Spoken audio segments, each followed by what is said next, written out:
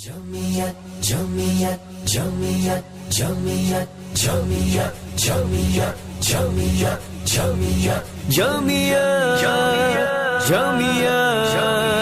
Jamiyat, Jamiyat, Jamiyat, Ukhuwat hi ukhuwat hai, Jamiyat to Jamiyat hai, Mohabbat hi मोहब्बत है जमीयत तो जमीयत है गरीबों को यतीमों को हंसाएंगे मजलूमों को गरीबों को यतीमों को हंसा সবাই জানে 98 সালে যখন হজে যায় তার প্রসিদ্ধ খুব কি নাম তার বাইরে কি নাম ওনার মিষ্টি পানির কূপ ছিল 35,000 দিরহাম দিয়ে কিনলেন আজকে তার দাম 1,60,00,000 টাকা 1,60,00,000 টাকা দিয়ে উসমানে গনি রাদিয়াল্লাহু আনহু জায়গা কিনলেন মুসলমানদের জন্য ওয়াকফ করে দিলেন কিয়ামত পর্যন্ত মুসলমান তার সম্পত্তি ব্যবহার করবে মক্কা মুকাররমায় 100 তলা বিল্ডিং ঘড়ি টাওয়ার ওটা মক্কা শরীফের হারামের ওয়াকফ কেউ ব্যক্তিগত মালিকানায় পাবে না তাই ছেলেদের নামে হোক আর আল্লাহর নামে হোক এই সম্পত্তির জন্য জিত দিয়ে লাল করছে বিজেপি তাদের লজ্জা হয় না তাদের শরম হয় না হ্যাঁ আমাদের সম্পত্তি কেড়ে নিতে চাচ্ছ হবে না কুকুর দেখেছে বিজেপি কুকুর ফান দেখেছে ওই বাংলায় ফান দেখেছে তরুণ ফুলফোলা অনেক সম্পত্তি আছে মসজিদে থাকতে পারে আপনি কে যে আপনি মসজিদের সম্পত্তি দিতে চাচ্ছেন কেন যাচ্ছেন এবং এই রহরা রামকৃষ্ণ মিশন হিন্দু ব্যক্তিত্বের দ্বারা পরিচালিত স্বশাসিত সংস্থা তাদের সম্পত্তির মালিকানা সরকার নেই তাদের ট্রাস্ট তারা চালাবে ওই বেলুর মধ্যে মন্দির আছে তারপরে ধরুন ওই ইস্কন আছে ওই উড়িষ্যায় কি ওটা মন্দির পুরীর জগন্নাথ মন্দির আছে তাদের মালিকানা বিজেপির চোখে কি রঙিন চশমা তারা কি দেখতে পায় না যে তারা মুসলমানের সম্পদ লুটে ফুটে খাবে এটা হবে না এবার আপনাদের সামনে ওয়াকাফের বিষয়ে রেজিস্ট্রেশনের অ্যাক্ট 1908 সালে ট্রান্সফার অফ প্রপার্টি অ্যাক্ট হচ্ছে 1882 সালে মুসলিম ওয়েলফেয়ার অ্যাক্ট 1923 সালে বেঙ্গল ওয়াকাফ অ্যাক্ট 1934 সালে এই সমস্ত ওয়াকাফ সম্পত্তি 40 পাতার সংশোধনী এনেছে বিজেপি কি চাচ্ছে 95 সালের ওয়াকাফ আইনকে ধ্বংস করতে চাচ্ছে স্টেট ওয়াকাফ বোর্ড বলে নামে থাকবে কাজের ক্ষমতা থাকবে না ট্রাইব্যুনাল তারা গঠন করবে মাথায় বসে থাকবে জেলা শাসক হিন্দু ভাইদের আমি তাদের সঙ্গে ঝগড়া আমাদের নেই কিন্তু জিজ্ঞাসা করি মসজিদের ইমাম কে হবেন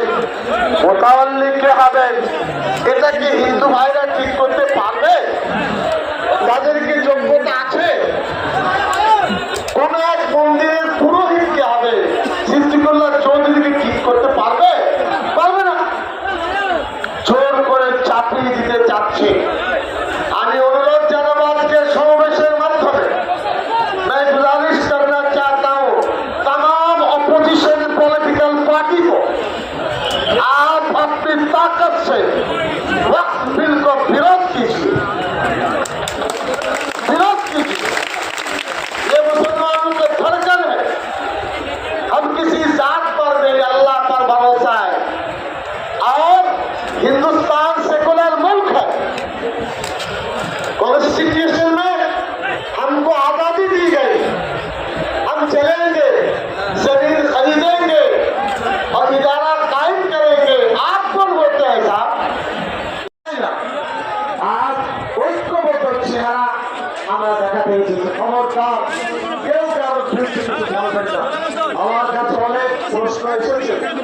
আমি সেই নিয়ে কিছু বলতে চাই না।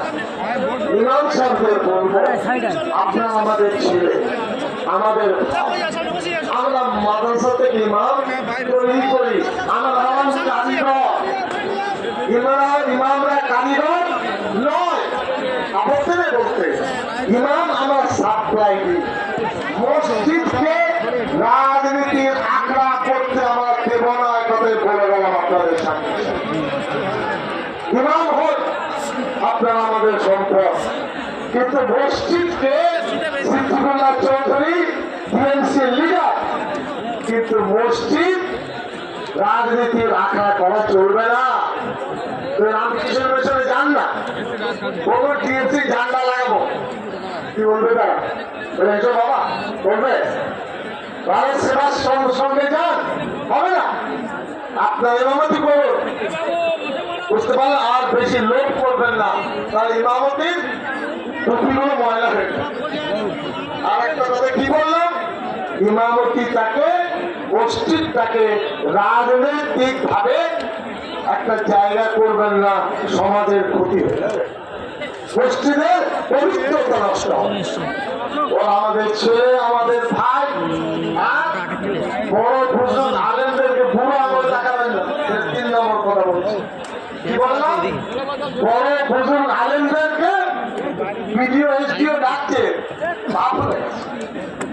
ইমামদেরকে ওই কিনা সবুজ বাতি দিয়ে ডেকে নিয়ে যাচ্ছে। ইমাম কি বুঝতে পারছো না তোমাকে কোথায় নিয়ে যাচ্ছে? আমি ইমামদেরকে ভালোবাসি, আমার বহু ছাত্র ইমাম, অসংখ্য ছাত্র, তার থেকে আমি ভালো মানুষ আমার আপত্তি নেই। এক হলো মসজিদকে রাজনৈতিকরণ করা, তো ফুলফলায় যান যে বলো রাজনীতি করবো মসজিদে, ফুলফল শুধু বাইরে দেবে, হ্যাঁ আল্লাহ দেবে, দেবে না। আপনারা বুঝে চলুন, এটা হলো। আর মাদ্রাসা বুজুর্গ ব্যক্তিদেরকে বুড়ো আমল দেখাবেন না, এরা হলো মুখে মারালো, হাতুড়ি এদের কাছে নেই, একবার মারলে মাথা আঘাত প্রাপ্ত হয়ে যায়। আপনারা ভালো থাকুন। আমি এখন আমাদের ফুলফলা বড় ইয়ের আপনার বড় হোটেলের পঞ্চ ঢোকা সরকার সিদ্দিকী এখন পরিচয় পেলাম। তাদের নানার বাড়ি আমাদের শামসুল হুদা সাহেব ছিলেন, খুব পরিচিত আমার বন্ধু, তার বাড়ি গেছি, তার পুতা আলুবুদ্দিন শিক্ষিত ভাই। আমি তাকে বলবো এসে আপনার কথা অল্প সময় ব্যক্ত করুন। সরকার সিদ্দিকী গরম পানি।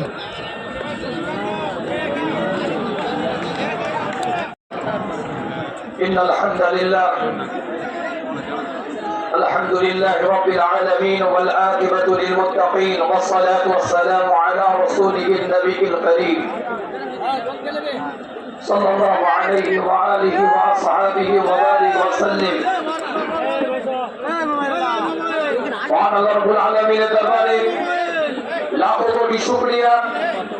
রাজ্য জামিয়াতুল উলামার পক্ষ থেকে জনাব হযরত মাওলানা মুহাম্মদ সিদ্দিকুল্লাহ চৌধুরী সাহেবের নেতৃত্বে আজ এই রানী রাসমণি এভিনিউতে আজ এত দলবদ্ধর সাথে, একতাবদ্ধর সাথে আজ আমরা উপস্থিত হয়েছি। অল্প সময় কিছু কথা আপনাদের খেদমতে আজ বলতে চাই।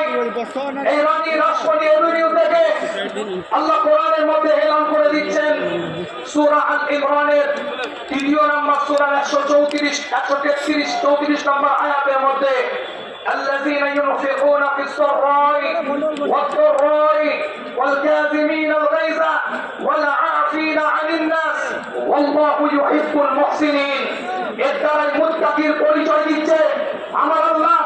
133 নম্বর আয়াতের মধ্যে মুত্তাকির পরিচয় দিতে গিয়ে মুত্তাকি কারা তার ব্যাখ্যা করতে গিয়ে 134 নম্বর আয়াতের মধ্যে আল্লাহ বলছেন যারা আল্লাহর রাস্তায় দান করে তারাই হচ্ছে মুত্তাকি। আজ ইতিহাস সাক্ষী দিচ্ছে সেই কোরআনের আয়াতকে সামনে রেখে সাহাবায়ে কেরাম থেকে শুরু করে তাবেঈন থেকে শুরু করে তাবেঈন থেকে শুরু করে আইম্মায়ে মুজতাহিদিন থেকে শুরু করে ইমাম কুতুব আব্দুল্লাহ আমাদের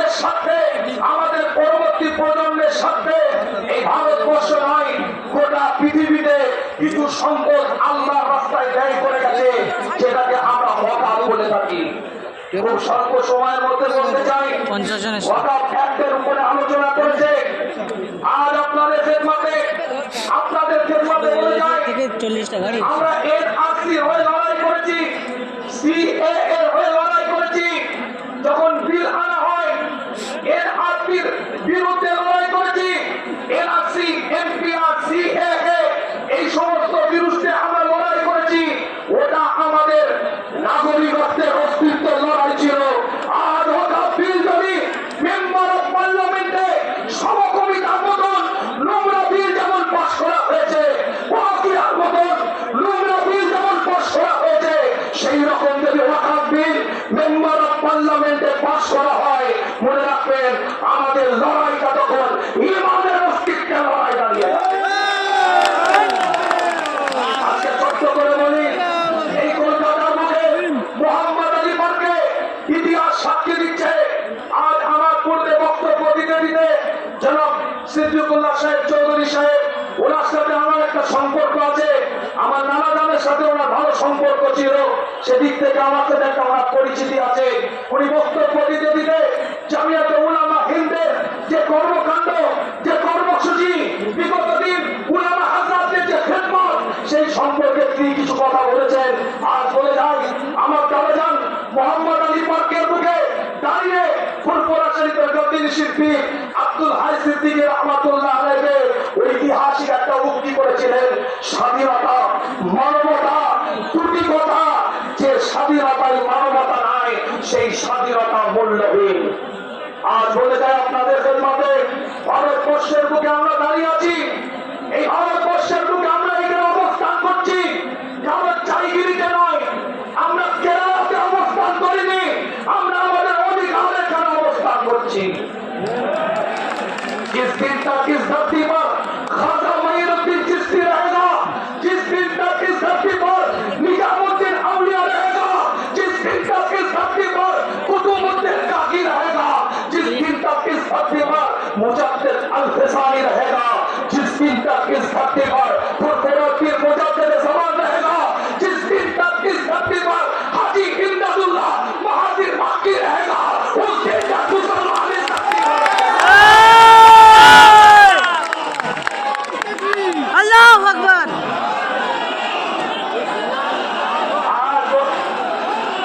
आज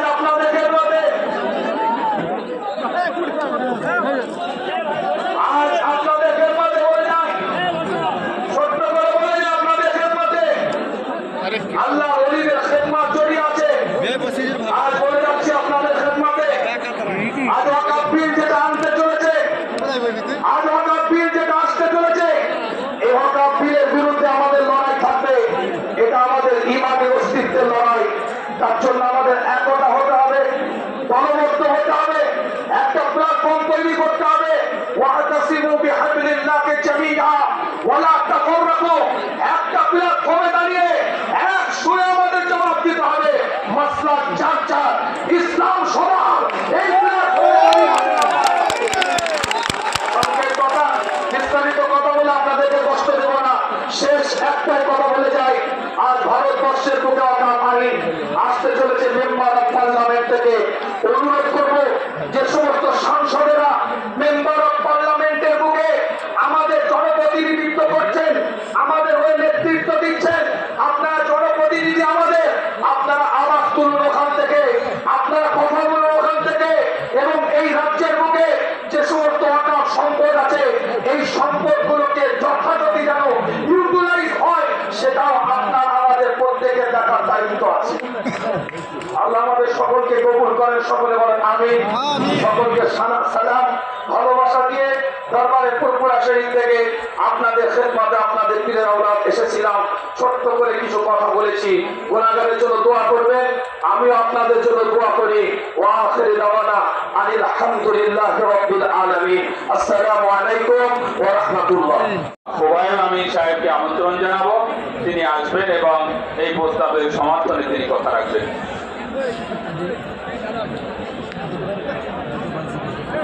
Thank you. আসসালামু আলাইকুম ওয়া রাহমাতুল্লাহি ওয়া বারাকাতুহু। আমি পরিচয় পর্বটাকে আর এগিয়ে না নিয়ে আমি দুটো কথা শুধু বলে আমি শেষ করব, যেহেতু অনেক গুণী গুণী মানুষ আছে। আজকে আমরা এখানে লক্ষ লক্ষ মানুষ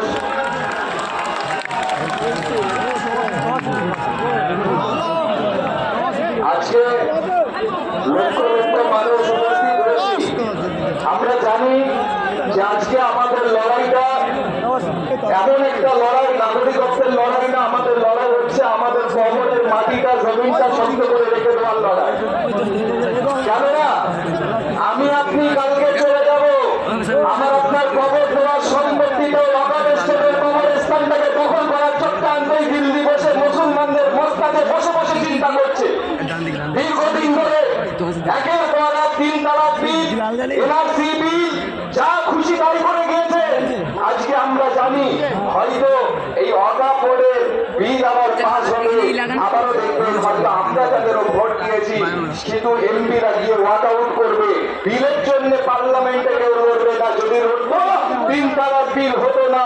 তাই বলবো আজকে এখানে অনেক অ্যাডভোকেট আছে, আমার যতটুকু আমি ওয়াকফ নিয়ে, আমাকে যখন হযরত মাওলানা সিদ্দিকুল্লাহ চৌধুরী সাহেব রাজভবনে ডেকেছিল একটা মিটিং এ আজ থেকে 15 দিন আগে, তখন আমি আলোচনা করে আমি এটা নিয়ে স্টাডি করে দেখলাম যে ওয়াকফ সম্পত্তি গোটা ভারতবর্ষে 30টা বোর্ড আছে, যার মধ্যে পশ্চিমবাংলায় যেমন ওয়াকফ বোর্ড, এই পশ্চিমবাংলার সম্পত্তির দায়িত্ব কিন্তু রাজ্য সরকারের মুখ্যমন্ত্রী এবং ভূমিমন্ত্রী।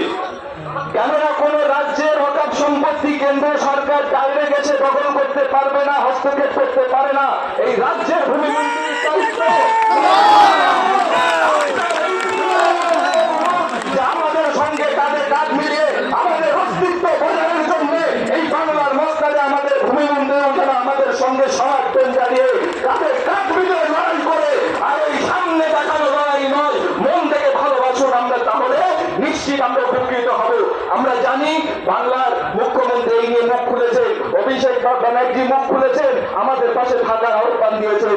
আমি তাই আবার বলবো, অভিষেক ব্যানার্জিকেও বলতে চাই যে আপনি দিল্লিতে আপনার এমপিদের নিয়ে ওয়াক আউট করুন, লড়াই করুন, আমরা আপনার সঙ্গে আছি। আমরা আপনার সঙ্গে দিল্লি থেকে রাজি আছি। বন্ধুগণ, তাই বলবো সময় কম, অনেক জ্ঞানী গুণী বিচক্ষণ ব্যক্তি, এতটুকু বলবো যে আমরা আমাদের জীবন থাকতে আমরা নাগরিকত্ব ছেড়ে দিতে পারি, কারণ আমরা জানি দুনিয়া খোদার দুনিয়া, আমরা ইসলামকে মানি, শরীয়তকে মানি। তাই বলবো আমরা সব ছেড়ে দিতে পারি। যদি বলেন নামাজ রোজা তো দূরের কথা, এই মেসওয়াকটা ছাড়তে হবে, রবির সুন্নাত মেসওয়াক এই মুসলমান ছেড়ে দেবে না।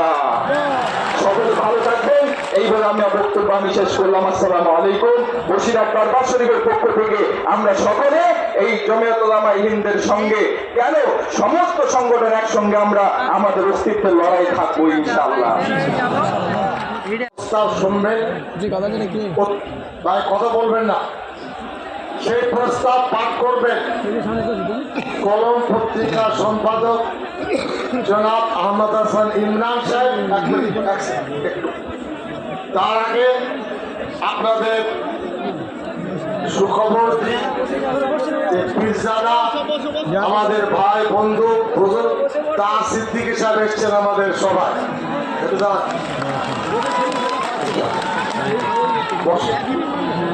ইমরান সাহেব আসেন,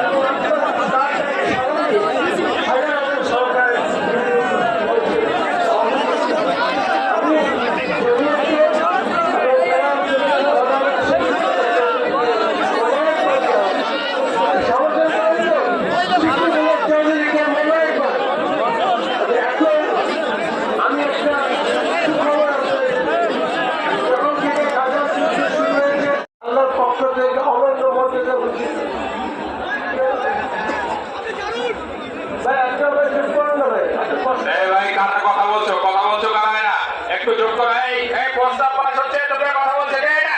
এই আমাদের এই ভলেন্টিয়াররা কোথায় দেখো তো কি হয়েছে?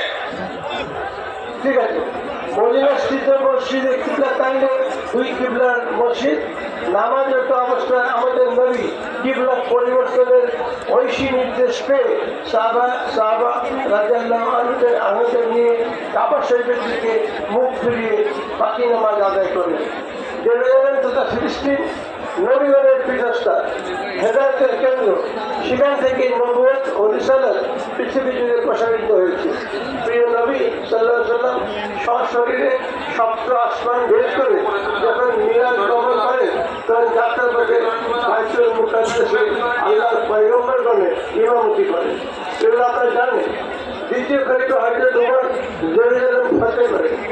পবিত্র কুরআন মাজিদ ও হাদিস শরীফে বনী ইসরাঈলকে অভিষিক্ত জাতি হিসেবে আখ্যায়িত করা হয়েছে, কারণ তারা পৃথিবীতে কোথাও স্থায়ীভাবে বসবাস করতে পারে না। তাই জেরুজালেমের ৩০০-র অধিক নবীগণকে তারা জেরুজালেমের ৩০০-র বেশি নবীগণকে একই দিনে শহীদ করেছে। নবী হযরত জাকারিয়া আলাইহিস সালাম বনী ইসরাঈলের আক্রমণ থেকে আশ্রয় নেওয়ার জন্য ঘাটের মধ্যে প্রবেশ করেও পরিত্রাণ পাননি। তাকে ওই ইহুদিরা বরাত দিয়ে শহীদ করেছে। অবৈধ ইসরায়েল রাষ্ট্র ফিলিস্তিন ভূখণ্ডে কায়েমের অনুমোদন দিয়ে কি ভুল করেছিল তা আজ বিশ্ববাসী হারে হারে টের পাচ্ছে। ব্রিটিশ যুক্তরাজ্য এবং তার দূষকদের ফাঁদে পা দিয়ে সৌদি শাসন যে ভুল পদক্ষেপ গ্রহণ করেছে তার ভোগান্তির রেশ আজও বহিত হচ্ছে। রাষ্ট্রসংঘের মহাসচিবের কার্যালয় 1948 সাল থেকে এ পর্যন্ত জাতিসংঘের নির্যাতন, অত্যাচার, অবিচারের বিরুদ্ধে কোনো বাস্তবসম্মত কার্যকর পদক্ষেপ গ্রহণ করতে ব্যর্থ হয়েছে। গত 1 বছর ধরে তারা মানবীয় মূল্যবোধকে ভুলণ্ঠিত করে নিরীহ ফিলিস্তিনিদের উপর যে বর্বরচিত লোমহর্ষক হত্যাযজ্ঞ চালিয়ে আসছে তার নিন্দার কোনো ভাষা নেই। তাই আজ পর্যন্ত তারা লক্ষাধিক নিরীহ ফিলিস্তিনিকে শহীদ করেছে, যার অধিকাংশই নারী ও শিশু। তার মসজিদ, মাদ্রাসা, স্কুল, কলেজ, হাসপাতাল, বাজারহাট তথা সমগ্র জনপদ ভবিষ্যৎ করে চলেছে। বিশ্ববাসী এন বর্বরচিত গণহত্যা এর পূর্বে প্রত্যক্ষ করেন। জাতি ধর্ম বর্ণ নির্বিশেষে বিশ্বের শতাধিক দেশের অসংখ্য শান্তিপ্রেমী মানুষ গণহত্যা বন্ধ এবং আল্লাহ কাউকে বরদাস্ত করেননি। যদি কেন্দ্রের সরকার মনে করে আমাদের উপরে কেউ নয়, লড়াইটা উপরওয়ালার সাথে, এই কারণে মন দিয়ে আল্লাহকে ডাকবে, ইনশাআল্লাহ আমরা কামিয়াব হবই ইনশাআল্লাহ। السلام عليكم ورحمة الله وبركاته. الحمد لله رب العالمين والعاقبة للمتقين والصلاة والسلام على سيد الأنبياء والمرسلين وعلى كل ملائكة المقربين وعلى عباد الله الصالحين. أما بعد فأعوذ بالله من الشيطان الرجيم. بسم الله الرحمن الرحيم. هو الذي أرسل رسوله بالهدى ودين الحق ليظهره على الدين كله ولو كره المشركون. صدق الله العظيم. محترم स्टेज पर रौनक फरोज हजरात उलमाए इकराम, आइम्मा इज़ाम और खुसूसी तौर पर इस जलसे के सदर मोहतरम हजरत मौलाना सिद्दीकुल्लाह चौधरी साहब, जिनकी नवाजिश से मैं आप तक पहुंचा, अगरचे मेरी सेहत अभी भी मुकम्मल ठीक नहीं हुई है, लेकिन हजरत मौलाना का हुक्म मैं टाल नहीं सका और आपके सामने चंद मिनट के लिए हाजिर हो गया हूँ। आपका यहाँ आना, आपका जोश और खरोश, आपकी कुव्वत ईमानी का मुजाहरा ये बहुत ही काबिल मुबारकबाद है। दुश्मन के दिल दहल गए होंगे आपकी इस आवाज से और आपकी इस पुकार पर। वो खौफ खा रहे होंगे कि कहीं ऐसा न हो कि ये टूटा हुआ तारा महे काबिल न बन जाए। ये उनको फिक्र है और इसके लिए वो तगोदो कर रहे हैं। कल ही मैं मुस्लिम पर्सनल बोर्ड के इजलास बेंगलोर से वापस आया हूँ। वहां भी इजलास आम में तकरीबन 1.5-2 लाख अफराद शरीक हुए और वहां उलमाए किराम की तकरीरें हुई। मजमा ने अपने बड़े जोश और खरोश का इजहार किया। वल्लज़ी अरसल रसूलहू बिल-हुदा, वो खुदा जिसने अपने रसूलों को हिदायत देकर, अपने रसूल को हिदायत देकर इस दुनिया में भेजा है। वदीनिल हक, और एक सच्चे दीन के साथ भेजा है। इस्लाम कोई डुप्लीकेट मजहब नहीं है कि लोहा को लकड़ी और लकड़ी को लोहा बोले, सोना को पीतल और पीतल को सोना बोले। ये मजहब ऐसा नहीं है। इसमें सोना को सोना कहा जाता है, पीतल को पीतल कहा जाता है, हक को हक कहा जाता है, बातिल को बातिल कहा जाता है। यहाँ ऐसा बेईमानी की कोई बात नहीं है।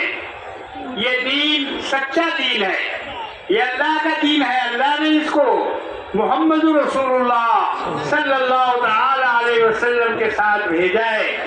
और अल्लाह फरमाता है कि ये दीन गालिब आके रहेगा।